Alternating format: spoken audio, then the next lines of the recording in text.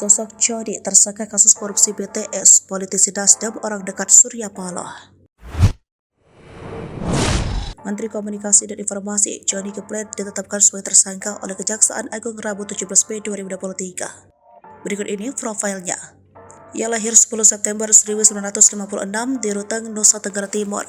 Ia merupakan politisi Partai Nasdem dan orang dekat Surya Paloh. Saat ini dia menjabat sebagai Sekretaris Jenderal Partai Nasdem. Johnny merupakan lulusan Universitas Katolik Atma Jaya dan memulai bisnis alat-alat perkebunan pada awal 1980-an.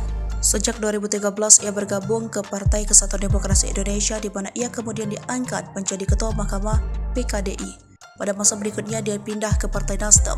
Pada 23 Oktober 2019, Presiden Joko Widodo mengangkat Johnny sebagai Menteri Komunikasi dan Informasi. Orang dekat Surya Paloh ini kini ditetapkan sebagai tersangka. Dari pantauan tribunnews.com di Gedung Kejaksaan Agung, Jakarta Selatan, ia mengenakan rompi merah muda dan langsung dimasukkan ke dalam mobil tahanan. Penetapan status tersangka itu dilakukan Kejagung usai melakukan pemeriksaan terhadap Johnny sebanyak 3 kali.